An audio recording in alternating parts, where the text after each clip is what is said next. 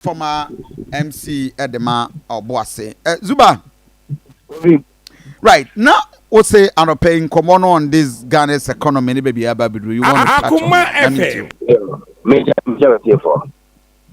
Na member Yaman Penny Abaso. Another idea. What kind of crack? Mama, you say, if you say you take Ghana, no. Mampenny beer, you are what you call national crisis. In difficulty, more danger. My dear. But Mampenny, me who said, baby, I do not dare. I did. Or they also saw crisis, no. And I could feel me, I mean, say, what downfall? And you deny into me. We are. Akoma FM. Now the same dinner. No, the Mampenny, and my sister so very regular address. Then can next week, you make a wire. For ya, a bit bois, a choir, you better so about your city, no, a stabilizing of fantasy. Say, your crisis move, Edia, and penny for a shall manage crisis, and my young say, crisis, almost can be. Then you say, the Memufon, and I go a crisis in the moon. Na and penny for a share or minus or more dear crisis, Kakakra and come warm. Say Kakakra and Kaudia, Yentini manage that, which is Adia Unimuno, Untimi Yahujuma, and the also Musufili crisis maybe. Said the bear a better or more Juma. The first dinner, Mampeni or Sabaya address via or so yen say, your crisis in the air crisis management. Immediately, all government officials are only political appointees. Memma Yema will be a car full kill. Akatia teacher for the and no one normally top it through. Edugu Omukemu, Eduque Juma. Akatia, a doctor for the and no one normally top it through. Edugu Omukemu, Equajuma. Akoma FM. CB8. Nelson Omwa and the big market here at top to Edugu Omukemu. It is a minister, Yama dying, Yapia Kaniaka, Yapia Suka, Yapia DSCVK. Yama we are still Romania, Yamaka, we are sit to pet food, a good car, and Yama, and I'm saying, Penny or crisis in the apathy of mindset, the whole bank, we are the managing and immediately, or some Penny, Emma, all government political officials, free food, you chat, have open time, you defeat crisis, they heard that you see, Akoma FM, up the man near to me. Confidential or say yes, I understand. In managing a currency, a to the via and your bois, Emma, Sika, Sam Ejirano, it's medium. Were UK, Abra, finance minister, Quasiquating, or resigning, ya, that we did 2 minutes. Pound no appreciate Kaka, marginally. Now, at the confidence, Abba, Onia, or the economy, no, AD, Jumem. Me pacho bebe. We are saying I would say and I expect Ghana. Akoma FM. In 2019, the Bank of Ghana governor, Echo Kata, Edema, the finance minister, say, if you can't, what did you no Edbe or how the economy, no, not COVID in my. It means, baby, I know, in 2019, name of a photo. And the finance minister and every power here in charge of monetary policy. I hear governor of Bank of Ghana. No, me pa jo kovi. You na ye moabai. Na ye modest in our expectation. Again, omuka ye say France. Kania Akoma FM. In Yedum Kania. A lot of the European countries, edgy gas are omudia Kania a free company there. You from Gazprom. Gazprom no Russia company ya cutting supply to France. Ama Nord Stream na their pipeline the gas no supply Europe no around Poland no almost suspected say Russian intelligence agencies apply pipeline back ama gas liquefy so it is a gas supply no man can you be doing no near region as you speak France about Algeria and the Algeria buy by dink town said the Akoma FM. So that problem cannot be as a result of any mismanagement. only have bear the direct, but it is also example. At the about the Ghana for say, I want to have a France energy sector. Men go for idea, will be direct activity at the Ama warm. We should continue to conduct ourselves in a modest manner. And what the Ghanaian economy in here is here, I hope. Who become an answer? Who feel Bob say now? Who feel and I say Bob say now. Akoma me from na road I finish abusona. Yakwa kusi factory up to the one factory. But Abra ye no. Ekoko year 2020 elections no. Factory ni wa jaka ewe. Just a critical. They are wasting. Because you the question who am ko ye adwuma se ka be fa man te amatika ye na ko the same thing friends double so and so many other places when about a program na ye work coordinated na ye nim de ye be ya say ye di sika gugu gatem na enso atwa fa ko Zuba ma just be on the line. Former member of parliament at the Bantama constituency, Daniel Okyem Aboagye. He is an entrepreneur himself and a former no kasa de ma ban was kasamo at the parliament. Mini Okyem Aboagye ma memo Okyem akwa ba mra Akoma FM. Bibi aboko de.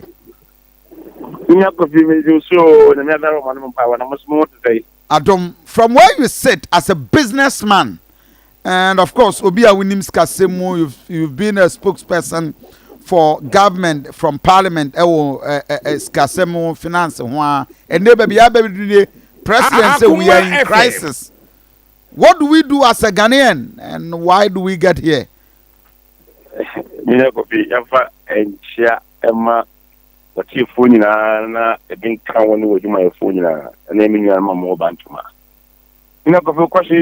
very, very yo. Questions and me see say the Omana Koduno. Said the Oman Akufo-Addo Kasana or Jitu Rakope. Say we are in difficult economic times.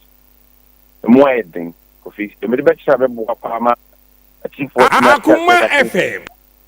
Mana ye easy America crana say, wow, what you may and Yankopa Daroma, Yen Katra, 2 months in January. Yeah, come on, Kwan Yeto. You know, the Koto car monoback, and then there almost 4.5 billion to Tiska.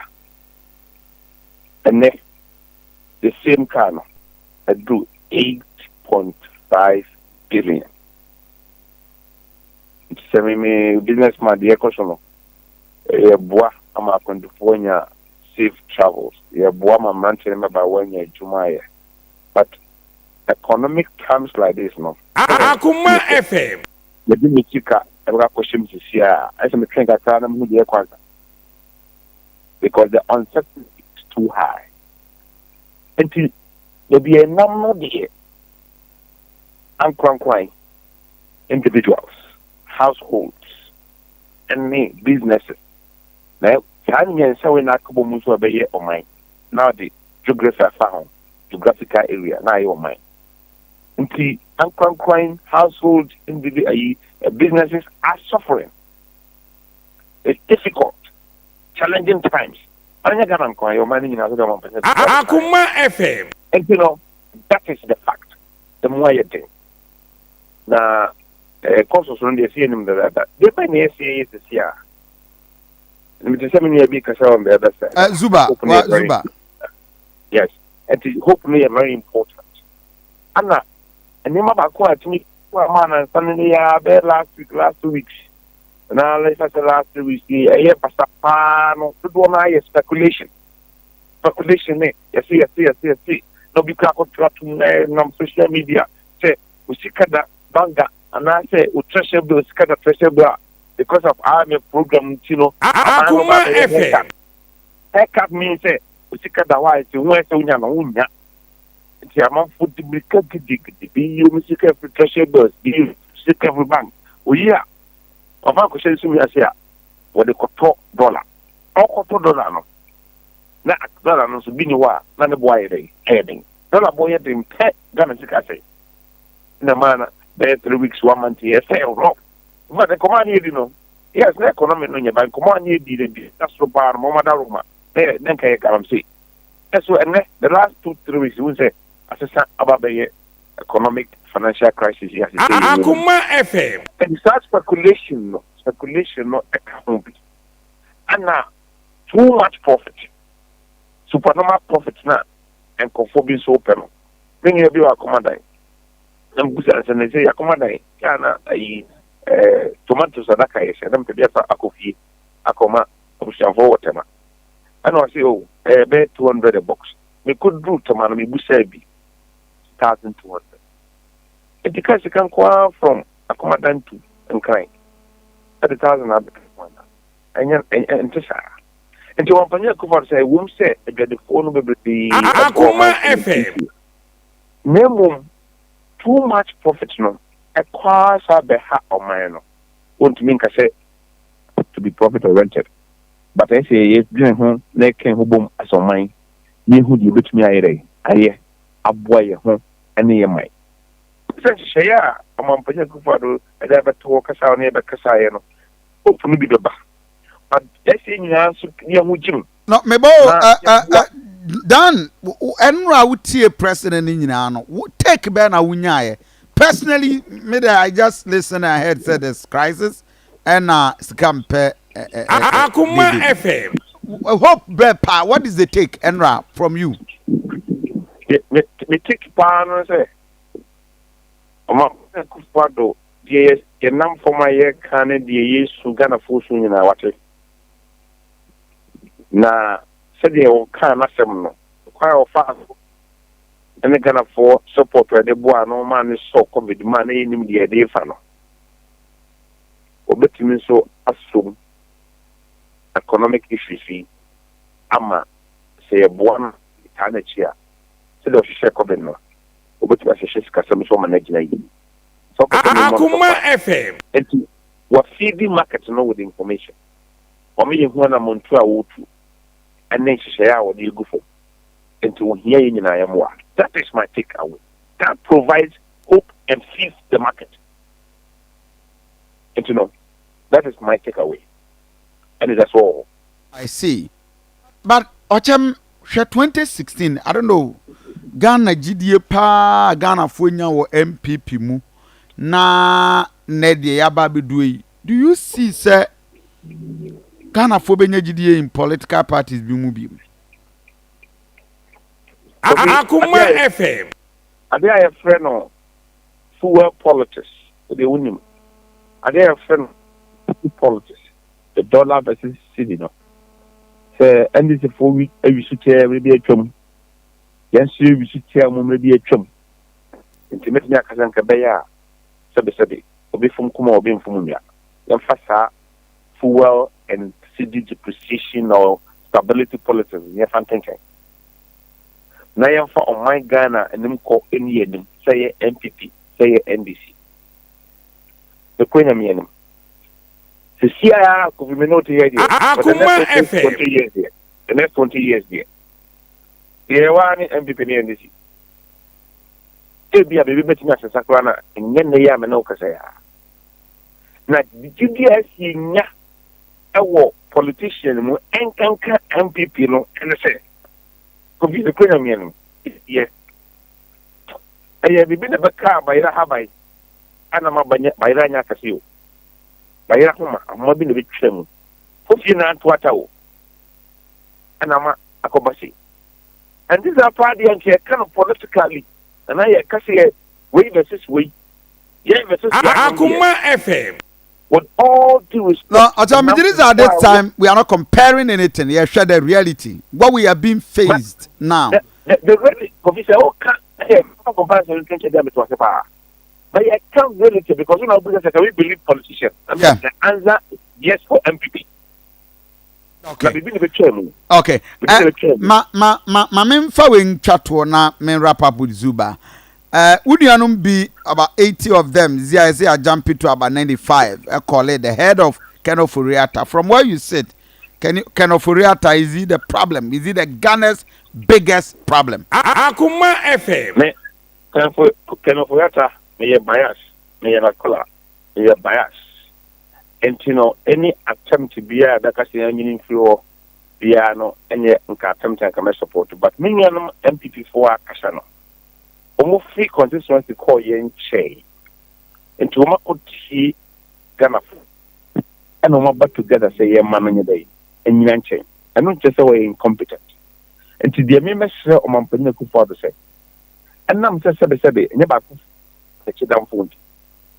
Na yenu so ebo de chidom kwano na obujira ho Akoma FM na afodi omun samasomo mu se nkwa monko kase chira mapanyin no mesre e mabanye Akufo-Addo say this time round ontie yenu empinu mu sama moka okay na say obese tamini no not na ko be for there I like your sincerity say bias to Papa no, and I like that as a politician. Why is sincere? I'm grateful. They can go forward 2 years forward 1997 or University of Ghana Business School say. Inya konya yang konya Akoma FM. Yaba me enta America ho yang fa ya ho din e me boa Ghana. I'm one of go forward advice ya no ka me hunu ka no kai and me kai no. Okay. I was just to go out. Okay. Just a minute. Zuba, let me wrap up with you. But you are one person who first time in Parliament, I'm for said you are tipped for either Deputy Finance Minister or Finance Minister itself. Now, baby, you're doing without IMF. What do you think, sir, is the best solution for the next 2 years? I Ghana for with me. I'll come to you, Zuba. Mama, wrap up with you. I mean, with your position. So, say me campaign to become the next regional secretary of NDC. Fantastic. Me say Akoma no da and I just 7 tomatoes a box our Akoma that me to be by any 200 cities. A range from 600 to 1,000 cities. A box of tomatoes. Tomato our Akoma that if you want just 7 o'clock. Okay. From depending on the size of the box, 600 to 1,000 cities. And it's 1,001 what am I? They are the co and a pa. But what to them? Okay. Akoma FM. But you see, and Yama immediately also a business also buying focus na at this point in time. About 60% of our buying focus should go on agriculture. This year, the another I mean who na come and say. Tomatoes be bria na good station one night but anadwo almost say bo 8 pe e bo no be back from tribe because e be say ye ni baby a ye de be kwakugu it the produce no e wo ho but ye nyan hye ye bia ye be preserve enema na ya produce nti e be say intem ni yakwakofa Burkina for de na ya preserve wo ho yie no e de aba na ama ye sika Akoma FM ati enti e kwan a ye fa so a ye ku adwuma no immediately your crisis in normal boy and eku amount for ordinary people no or say buying a new energy eco agricultural sector ho na eco koshe mu adwuma ade ba could be a advantage e Ghana as we speak commodity prices on the international market eco so as we speak gold per ounce it's over 1,880 fuel crude eco Brent crude labor akoso and anyway we are no ma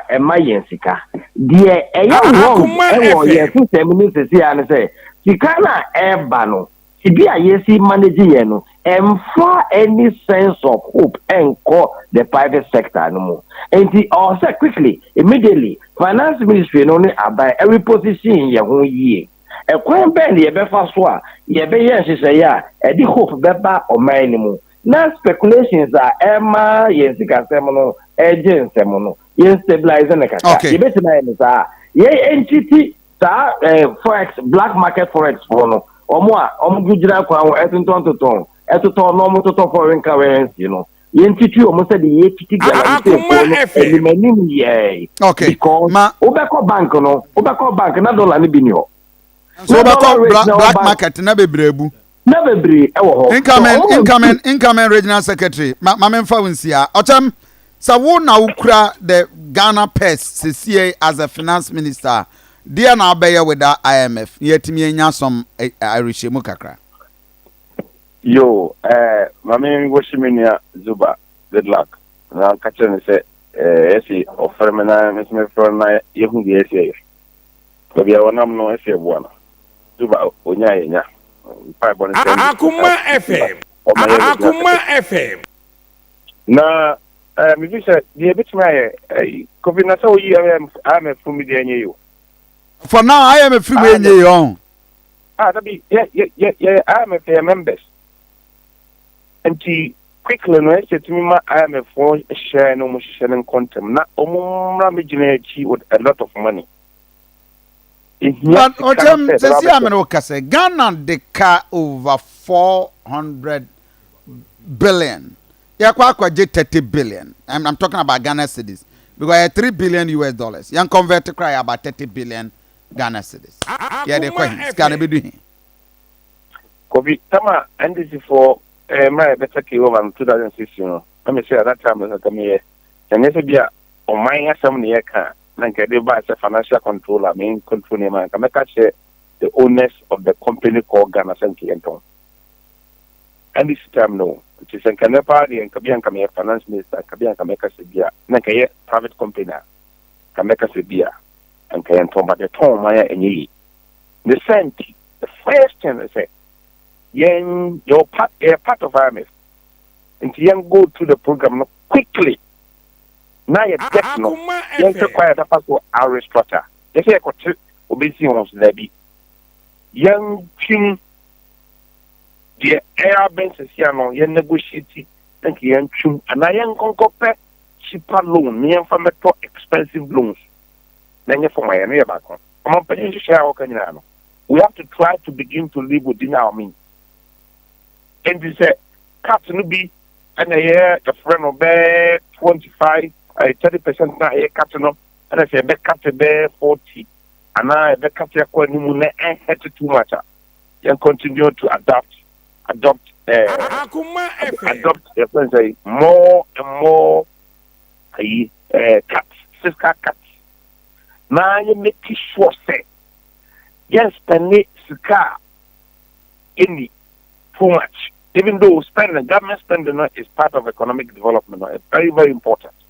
And you better cut your scratch. Now, after the Bank of Ghana, what pushy Saudi Ekano, South foreign currency guarantee, no. Omo Mujran China, need quite so more year open to black market, no. You thinking to say guarantee. Now, you woman, I say, Yama woman, the proper way, and I like to strong and I operate. We are no free work. In random banks, maybe. Oko banks sell foreign currency, Opisika, Unya.